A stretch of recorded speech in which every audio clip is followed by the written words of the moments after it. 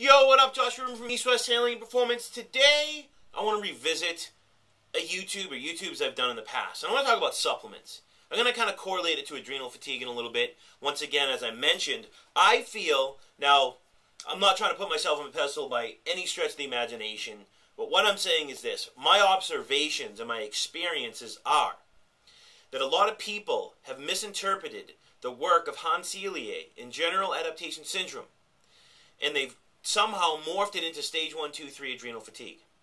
That's okay. It works for them. It didn't work for me. And I just feel like people have misinterpreted it because our society and functional medicine, which is functional physiology, that's what it's supposed to be, nutritional counseling, holistic nutrition, whatever that is, all this stuff has turned into greeniopathy. And we can't even see it. People are overutilizing supplements in labs.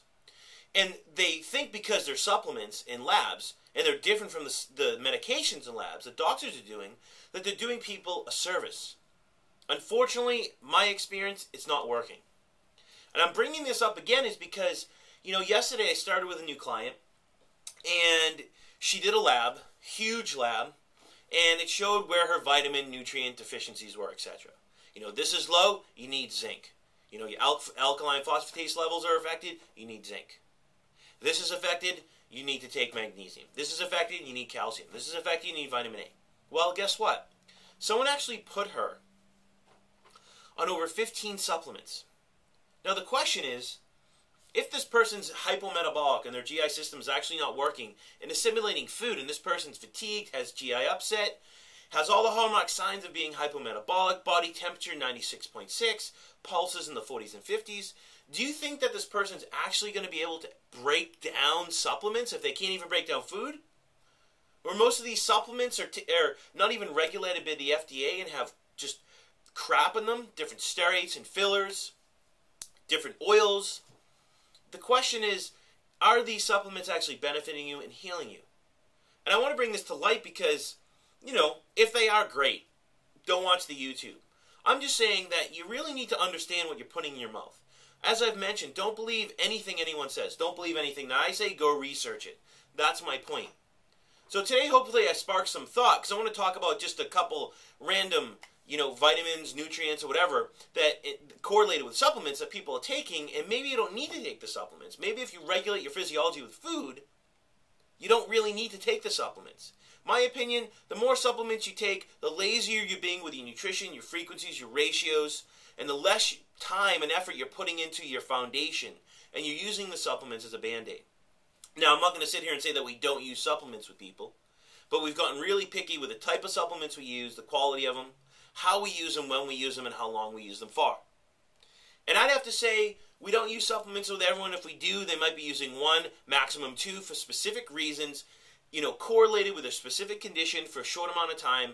Once we've created a nutritional foundation, and we've regulated physiology because now the body can actually utilize what you're taking in. So my first example with that is vitamin B6. So people do labs, they come back, they're vitamin B deficient, people put you on vitamin B supplements, whether it's a capsule, whether it's a liquid, I don't care what it is, I don't care if it's fairy powder. It's still not going to do that much of a benefit for you. Now, if you regulate your physiology and you really need it, it might do some benefit for you for a short amount of time. But let's talk about B6. It's a common one that people, it comes up, on their lab, or B12, and they say, well, you need to take a B supplement. Well, we've talked about B12 before, and of course, if you're not eating a diet and protein that's stimulating hydrochloric acid, in which your parietal cells are releasing intrinsic factor and hydrochloric acid, you're not going to absorb B12. So that's why most vegetarians are B12 deficient, because their protein intake is low, and hydrochloric acid is not stimulated by the parietal cells, as well as intrinsic factor, to absorb the nutrients and B vitamins from the proteins we're taking in. So we could say that a B12 deficiency is actually from a stomach issue, hydrochloric acid issue, parietal cell issue, or a deficiency in the foods that we're actually eating. Same thing with B6. Vitamin B6 is actually needed by the liver to release glycogen, so it's super important. Our liver stores glycogen as well as our muscles. Muscles actually store more. But we need this glycogen to actually convert T4 to T3, to increase cellular respiration, increase metabolism, to increase endurance, decrease fatigue, increase sugar into the cell, and decrease any type of hyperadrenaline, hypocortisol state. So we have this stored. B6 actually plays a role in this. as well does coconut oil. Coconut oil plays a huge role in this aspect, so it can be used just like vitamin B6. But what's the interesting thing? If you're not detoxifying estrogen, and estrogen's recirculating in the small intestine, if you're taking hormones that are loaded with estrogen, like the birth control pill or any type of IUD, etc., or you've been on the birth control pill, you're not regulating blood sugar and your estrogen's going up. The more weight you gain, the more estrogen you produce and store in your fat cells. Whatever it may be, anytime estrogen actually goes up, it wastes B6. So if you're inflamed in a hypometabolic state, you're not converting thyroid hormones because you're estrogen dominant, whatever form it may be, you're actually over-synthesizing progesterone into cortisol because you're not regulating your blood sugar, so indirectly you're estrogen dominant. So all these reasons, estrogen wastes B6, which now leads to your liver not storing glycogen or your liver not releasing glycogen, so now you rely more on cortisol. You do a lab, you need B6. Well, the question is, what if you regulate your blood sugar? What if you use the right foods that are non-inflammatory, the right frequencies and the right ratios? What if you use carrots and bamboo shoots to actually upregulate and absorb endotoxin and estrogen in the small intestine? What if you need to take progesterone and you take it? What if you do all these things, you actually regulate the ratio between estrogen and progesterone, you regulate cellular respiration, your thyroid, and your digestive system, and your metabolism, and now you're not wasting B6, so indirectly you're upregulating B6. You don't need to take B6 anymore. Think about that. Next thing I want to talk about is vitamin E. Now, vitamin E is very important because it's a huge antioxidant. It's anti-inflammatory. It's oxygen sparing. It brings oxygen and nutrients to your tissues as it opposes estrogen, because estrogen pulls oxygen and nutrients away from your tissues. Vitamin E actually prevents the conversion of linoleic acid into more unsaturated fats. So if you think about it, and it actually spares vitamin A, which I'll talk about, which is very important for the cell, cellular respiration, adrenal, blood sugar regulation, etc. So if you think about it, unsaturated fats, or PUF as I've called them, polyunsaturated fatty acids, based off the work of Dr. Peat PhD, has been shown to actually decrease vitamin E in your tissues and your blood. It actually pulls vitamin E, sorry, there's a little flyer on here, out of your blood, and you store PUFAs in your tissues.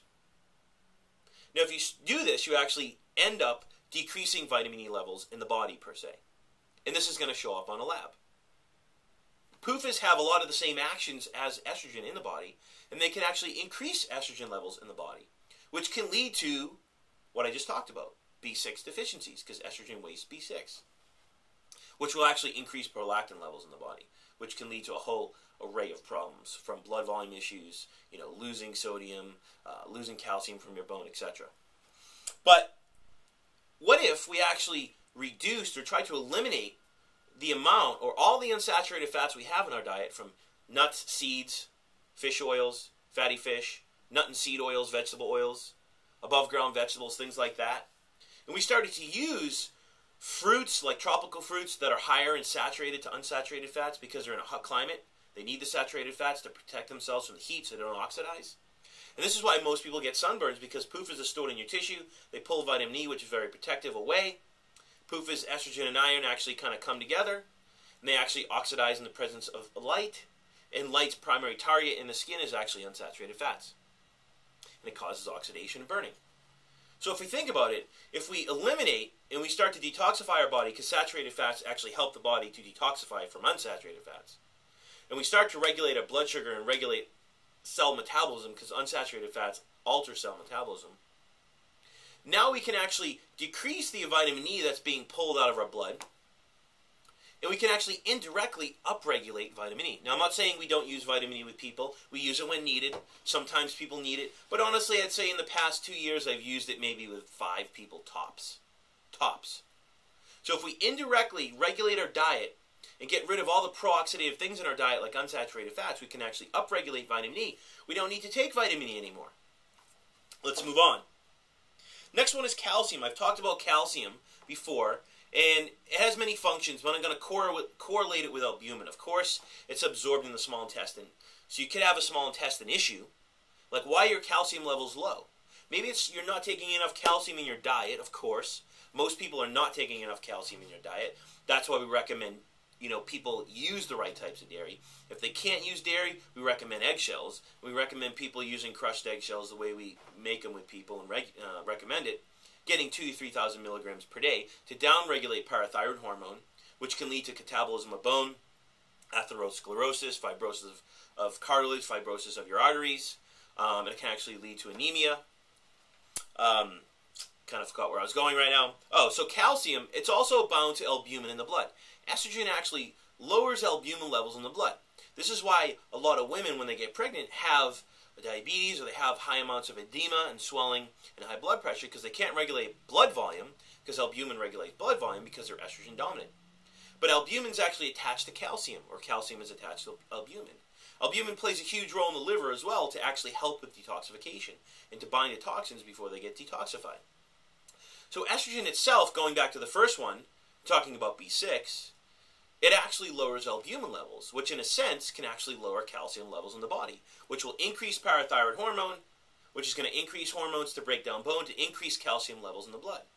So if we use the right amount of calcium in our diet from dairy, cheese, milk, and things like that, or eggshells, we can actually downregulate that process. And we decrease the need for taking crappy calcium supplements forever because they don't work.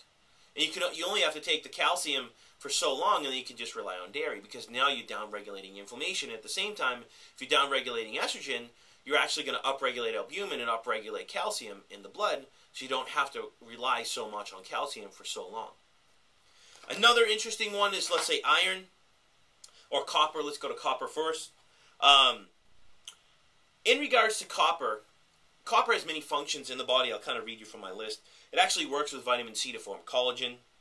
It's a catalyst in the formation to actually form hemoglobin in the body, which carries oxygen to your cells, which is used for cellular respiration. So copper actually plays a huge role with the enzyme cytochrome oxidase to actually upregulate cell metabolism, upregulate carbon dioxide and ATP production, which is energy.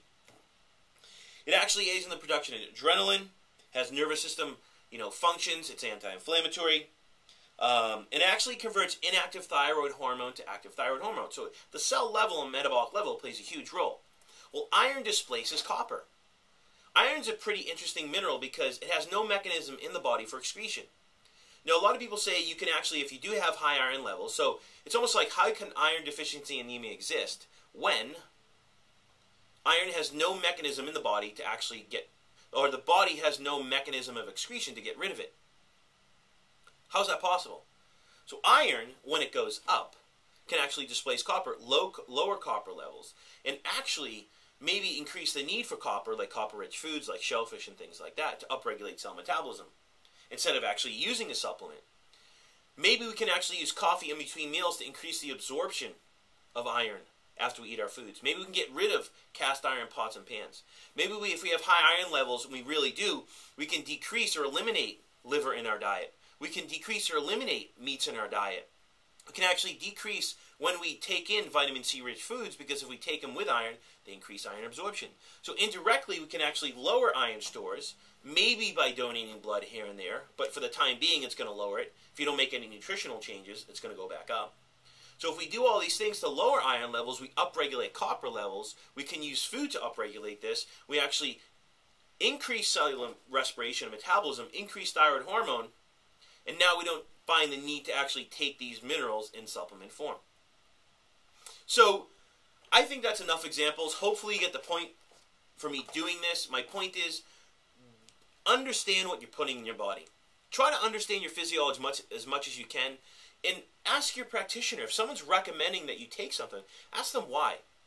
Not just because the lab said so. Ask them physiologically why, so you can make an informed decision on whether this is the right supplement for you. Because a lot of the times, if you regulate your physiology with food and metabolism with food, there's going to be less need for supplement. Or if you do need it, you're actually setting the foundation for the supplement to work, so you won't need it as long.